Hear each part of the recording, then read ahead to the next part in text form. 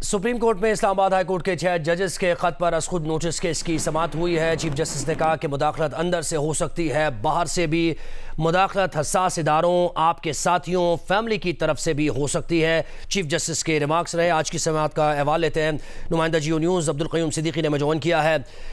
जी बताइए, आज समाअत में क्या ऑब्जर्वेशन रही, क्या रिमार्क्स रहे जज साहिबान के? जी हाँ, आज सुप्रीम कोर्ट ऑफ पाकिस्तान की ये 6 जजेस इस्लामाबाद हाई कोर्ट के जिन्होंने मुदाखलत के हवाले से ख़त लिखा था, उसकी दूसरी समाअत थी। और आज की समाअत भी बड़ी एक तारीख साज समाअत थी कि जहाँ पर जज साहिबान जो है वो ना सिर्फ उन्होंने अपने अपने एक्सपीरियंसेस शेयर किए, बल्कि जो आज की अदालती कार्रवाई थी उसके अंदर जजेस के माबैन इस मुदाखलत को रोकने के हवाले से कहीं कहीं इख्तलाफ राय जो है वो भी नज़र आया। यहाँ पे बड़ी दिलचस्प बात यह है कि चीफ जस्टिस पाकिस्तान जस्टिस काजी फाइज ईसा ने पहले जब समाअत शुरू हुई है तो उन्होंने एक वजाहत की कि उन्होंने कहा कि गुज़िश्ता समाअत पर यह अंदिया दिया गया था कि फुल कोर्ट बनाया जाएगा, लेकिन 2 जज साहिबान जो हैं वो बैठने के लिए तैयार नहीं हैं, जबकि जस्टिस याहिया अफरीदी जो हैं वो खुद को इस बेंच से अलग कर चुके हैं। फुल कोर्ट ही की तश्कील के हवाले से हामिद खान एडवोकेट जो है उन्होंने भी अदालत में कहा कि फुल कोर्ट बनना चाहिए, लेकिन जो एतजाज़ एहसन हैं उन्होंने कहा कि उन्हें इस बेंच के ऊपर पूरा एतमाद है। और साथ ही उनका ये कहना था एतजाज़ एहसन का कि हम ये चाहते हैं कि अदलिया की आज़ादी हो, लेकिन ऐसी अदलिया भी नहीं जो कि आइन से आज़ाद हो जाए। इसके साथ ही साथ जो है वो जस्टिस बाबर सत्तार जो हैं उनके हवाले से भी आज बड़ी डिस्कशन हुई सुप्रीम कोर्ट ऑफ पाकिस्तान की इस इमारत में 6 रुकनी बेंच के सामने कि जस्टिस बाबर सत्तार उन 6 जज साहिबान में से हैं जिन्होंने मुदाखलत के हवाले से ख़त लिखा, जबकि उसके बाद एक घनौनी मुहिम जो है वो उनके खिलाफ शुरू कर दी गई। जस्टिस अतर मिनल्लाह का कहना था कि रियासत के पास उनका ये डाटा है, तो ये डाटा कैसे लीक हुआ और ये प्राइवेसी कैसे जो है वो की गई। आज की समाअत के अंदर जो है वो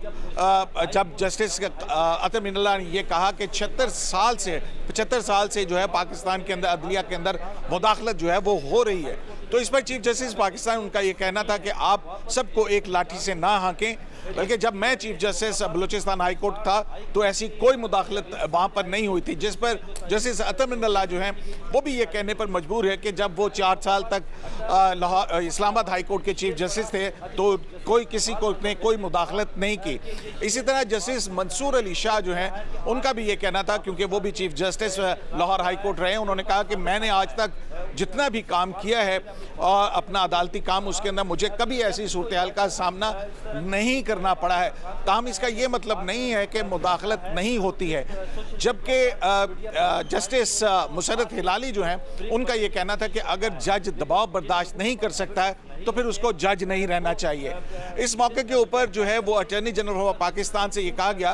क्योंकि गुज़िश्ता हुक्म के दौरान ये कहा गया था कि तमाम हाई कोर्ट्स जो हैं वो अपनी तजावीज़ या प्रपोजल जो हैं वो भिजवाएं, तो इस हवाले से जस्टिस अतर मिनल्लाह का कहना था कि बलूचिस्तान हाई कोर्ट ने जो है वो अपना माफ़ी ज़मीर सिर्फ 2 चीज़ों में जाहिर कर दिया है कि मुदाखलत के हवाले से, और वो ये है कि उन्होंने मार्टिन लूथर किंग का हवाला दिया और अकबर इलाहाबादी का वो शेर कि हम आह भी करते हैं तो हो जाते हैं बदनाम और वो कत्ल भी करते हैं तो चर्चा नहीं होता, ये कहकर सारा माफ़ी ज़मीर जो है बयान कर दिया है। इसी तरह से जस्टिस अतर मिनल्लाह का कहना था कि तमाम हाई कोर्ट्स ने इस बात की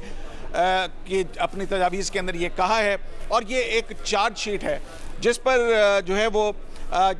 जस्टिस मंसूर अली शाह जो है उनका कहना था कि बलूचिस्तान हाई कोर्ट के जजेस की तरफ से कोई तजावीज़ नहीं आई हैं इस तरह की।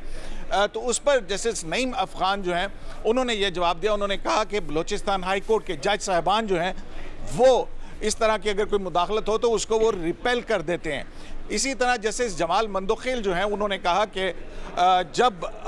6 जज साहबान जिन्होंने ये ख़त लिखा है उसके बाद जस्टिस बाबर सत्तार के साथ जो कुछ हो रहा है वो हमारे सब के सामने है, और अगर हमने इस पर स्टैंड और मौक़िफ़ लिया तो फिर उसके बाद हमारे साथ क्या होगा।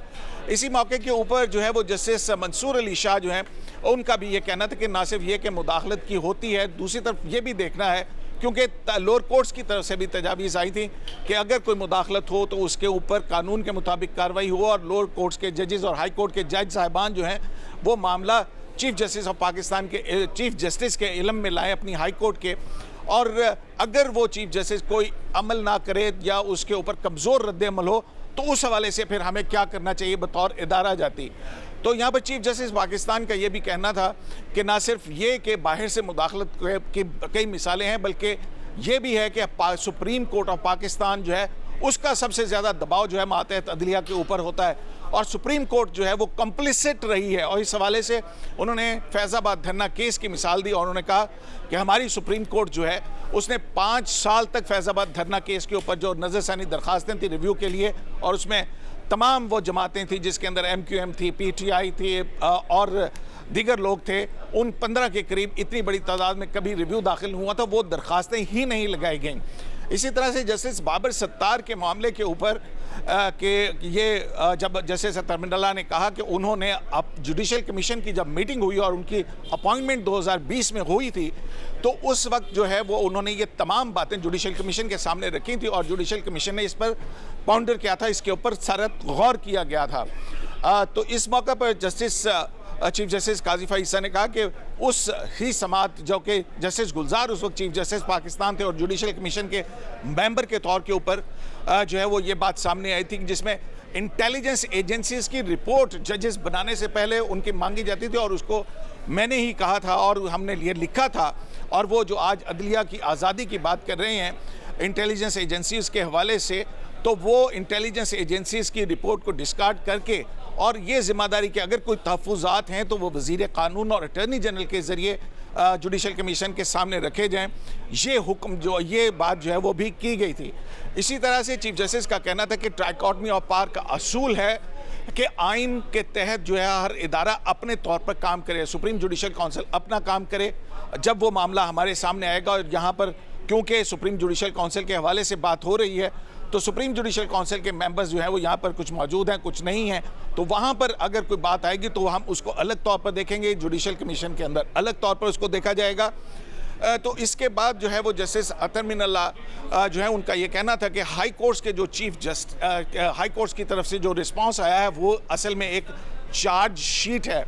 और इस पर जस्टिस मंसूर अली शाह जो हैं उन्होंने कहा कि हमें ये भी चाहिए कि हम जो मुख्तलिफ इंटेलिजेंस एजेंसीज़ के इदारे ज़िम्मेदार हैं उनके बयान हल्फी भी जो है वो इस हवाले से मांगे, और फेडरल गवर्नमेंट जो है वो भी इसके ऊपर अपनी जो है वो जवाब दाखिल करे। इस पर जस्टिस नईम अफ़गान जो है उनका ये कहना था कि अटॉर्नी जनरल हमें आइंदा समात पर यह भी बताइएगा कि इंटेलिजेंस ब्यूरो,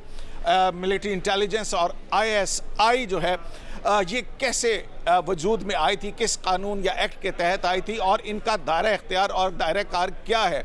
इसी तरह से जो पेशावर हाई कोर्ट के जज साहबान की तरफ से जो रिस्पांस पढ़ा गया था वहाँ पर उसमें ये कहा गया था कि अगर फैज़ाबाद धरना केस के ऊपर अमल दरामद हो जाता तो ऐसी सूरत हाल ना देखने में आती।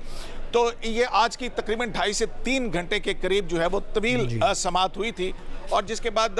एक अदालती हुक्मनामा लिखवाया गया जिसके अंदर वफाकी हुकूमत से कहा गया है कि जो चारों हाई कोर्ट्स की तरफ से तजावीज़ प्रपोजल्स आई हैं उसके ऊपर वफाकी हुकूमत अपना रद्द-ए-अमल दाखिल करे, और इन रिस्पांस के अंदर प्रपोजल्स में अगर किसी खुफिया एजेंसी का नाम है तो वो खुफिया एजेंसी अटॉर्नी जनरल के ज़रिए से जो है वो जवाब दाखिल कर सकती है, जबकि